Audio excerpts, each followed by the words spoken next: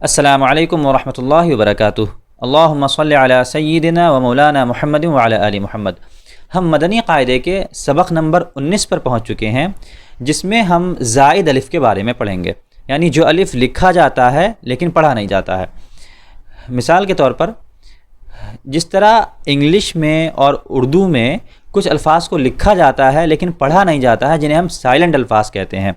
جیسے ایک لفظ ہے انگلش میں نائف، اس کی سپیلنگ کیا ہوتی ہے؟ KNIFE، نائف، لیکن اس میں کے سائلنٹ ہوتا ہے، ہم کے کو پڑھتے نہیں ہیں، صرف لکھا جاتا ہے۔ اسی طرح اردو زبان میں ایک لفظ ہے بالکل، میں بالکل یہ کام کروں گا، آپ کو بالکل یہاں سے چلے جانا چاہیے۔ اس بالکل کو لکھنے میں بالکل لکھا جاتا ہے لیکن پڑھنے میں بالکل پڑھا جاتا ہے، یہاں پر الف سائلنٹ ہوتا ہے۔ اسی طرح عربی زبان میں بھی کچھ الفاظ لکھے جاتے ہیں لیکن ان کو پڑھا نہیں جاتا ہے، جس میں سے ایک لفظ ہے لفظ الف۔ الف لکھا تو جائے گا لیکن اس کو پڑھا نہیں جائے گا۔ قرآن کریم میں جب کبھی ایسا الف آتا ہے جس کو پڑھا نہ جاتا ہو لیکن لکھا ہوا ہو، تو اس نشانی کے طور پر اس پر ایک چھوٹا سا گولا لگا دیتے ہیں۔ جس الف پر آپ قرآن کریم میں دیکھیں کہ چھوٹا گولا لگا ہوا ہے، سمجھ جائیں کہ اس الف کو نہیں پڑھنا ہے۔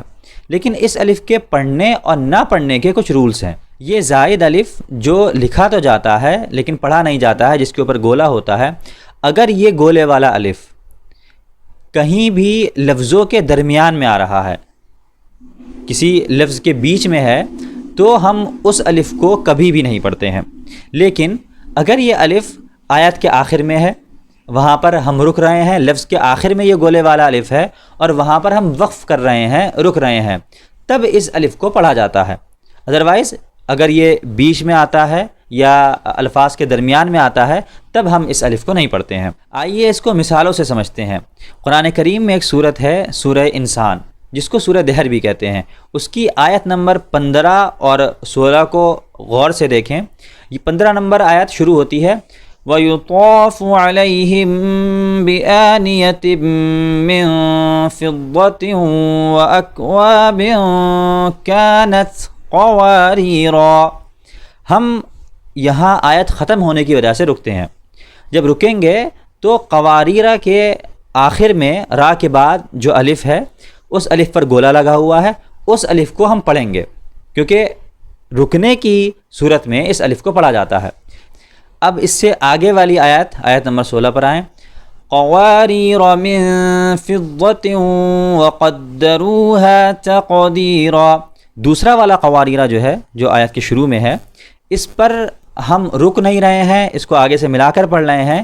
یہاں پر بھی الف ہے، اس کے اوپر گولا لگا ہوا ہے، لیکن ہم اس الف کو نہیں پڑھیں گے۔ تو بات کلیئر ہو گئی۔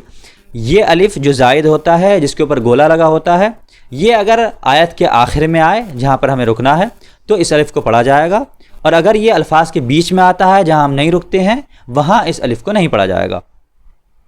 مدنی قاعدہ سبق نمبر 19 میں ان تمام الفاظ کو لکھ دیا گیا ہے جہاں جہاں پر یہ زائد الف آیا ہے۔ آئیے کچھ مثالیں ہم دیکھ لیتے ہیں۔ سب سے پہلا لفظ لکھا ہوا ہے لاکنہ۔ لاکنہ میں نون کے بعد الف ہے، اس الف پر گولا لگا ہوا ہے۔ اگر ہم یہاں رکیں گے تو اس الف کو پڑھیں گے، اور اگر نہیں رکیں گے، آگے سے ملا کر پڑھیں گے، تو ہم آگے جو بھی لفظ ہے اس سے ملا کر پڑھنے کے بعد اس الف کو نہیں پڑھیں گے۔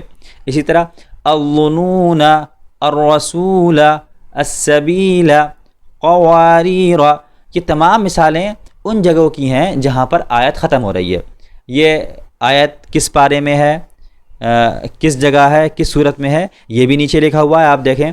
الظنون پارہ نمبر 21 سورہ احزاب آیت نمبر 100، الرسول پارہ 22 سورہ احزاب آیت نمبر 22۔ یہ تمام جگہوں کے مقامات لکھے ہوئے ہیں کہ کون سا لفظ کہاں پر استعمال ہوا ہے۔ اب ایک مین بات آپ کو بتا دوں، انا یہ لفظ ایسا ہے جو ہر جگہ جہاں کہیں بھی آئے گا، اس انا کے الف کو کبھی بھی نہیں پڑھا جائے گا۔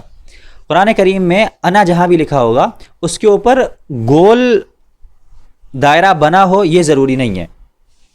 قرآن کریم میں انا جہاں کہیں بھی لکھا ہوگا، ضروری نہیں ہے کہ آپ کے قرآن کریم میں انا کے الف کے اوپر گول دائرہ بنا ہوا ہو، لیکن انا، الف، نون اور اس کے بعد پھر الف، جہاں کہیں بھی لکھا ہوگا اس طریقے سے انا، یعنی سپریٹ ہو، الگ ہو، کسی دوسرے لفظ کے ساتھ ملا ہوا نہ ہو کہ اس کے آخر میں نون اور الف آتے ہوں، بلکہ یہ سپریٹ الگ ہو، تو انا میں کبھی بھی نون کے بعد والا الف نہیں پڑھا جاتا ہے۔ اسی طرح ایک مثال نیچے دی ہوئی ہے، ملئہ، ملئہ قرآن کریم میں 8 مرتبہ آیا ہے، الی فرعون و ملئہ، یہاں پر بھی لام کے بعد الف کے اوپر جو گولا لگا ہوا ہے وہ الف کبھی بھی نہیں پڑھا جاتا ہے۔ اس کے علاوہ اور بھی بہت ساری مثالیں ہیں جو اس میں دی ہوئی ہیں، افإن مات افإن مت لإلی الجحیم، ان تمام مثالوں کو آپ غور سے دیکھ لیں۔ مدنی قاعدہ سبق نمبر 19 آپ کے پاس PDF موجود ہوگی یا گھر میں سپارہ موجود ہوگا، اگر آپ کے پاس PDF نہیں ہے تو میں نے نیچے ڈسکرپشن میں لنک دے دیا ہے، وہاں جا کر آپ مدنی قاعدے کی PDF ڈاؤن لوڈ کر سکتے ہیں۔ سبق کے اور تھوڑا سا نیچے آتے ہیں، یہاں دیکھیں علیکم الاناملہ، اناسیہ، یہاں پر بھی انا، اناسیہ، اس کے شروع میں بھی انا ہے، ان دونوں الفاظ میں اور اس کے بعد جو دوسرے الفاظ آ رہے ہیں ان میں بھی لفظ انا استعمال ہوا ہے، لیکن ان جگہ جہاں لفظ انا استعمال ہوا ہے اس میں ہم نون کے بعد والے الف کو پڑھتے ہیں۔ کیوں پڑھتے ہیں میں آپ کو بتا چکا ہوں، لفظ انا اگر الگ ہو، سپریٹ ہو، تب ہم اس کے الف کو نہیں پڑھتے ہیں، ورنہ جیسے اناسیہ ہے، یہ انا الگ اور سیہ الگ نہیں ہے بلکہ یہ پورا لفظ ہے اناسیہ، تو اس میں ہم الف کو پڑھیں گے۔ اسی طرح انابو، یہاں بھی ہم نون کے بعد والے الف کو پڑھیں گے، کیونکہ یہ انا الگ نہیں ہے بلکہ لفظ کے ساتھ ہے، یہ پورا لفظ ملا کر اناسیہ بنتا ہے۔ امید آپ سمجھ گئے ہوں گے، ہم دوبارہ ایک بار ریپیٹ کر لیتے ہیں۔ یہ الف جس کے اوپر گول دائرہ ہوتا ہے وہ اگر آیت کے آخر میں آتا ہے جہاں ہم رک رہے ہیں وہاں اس الف کو پڑھا جاتا ہے، اس کے علاوہ اگر بیچ میں آئے تو اس الف کو نہیں پڑھا جاتا ہے۔ لفظ انا کے الف کو کبھی نہیں پڑھا جاتا ہے اگر وہ اکیلا ہو، اگر کسی لفظ کے بیچ میں انا آ رہا ہے تب اس کے الف کو پڑھا جاتا ہے۔ امید ہے آپ نے سبق کو اچھے طریقے سے سمجھ لیا ہوگا۔ اگر قرآن کریم کے متعلق، تجوید کے متعلق آپ کا کوئی بھی سوال ہے تو آپ ہمیں براہ راست ہمارے واٹس ایپ نمبر پر سوال پوچھ سکتے ہیں، انشاءاللہ آپ کو مطمئن جواب دیا جائے گا۔ السلام علیکم۔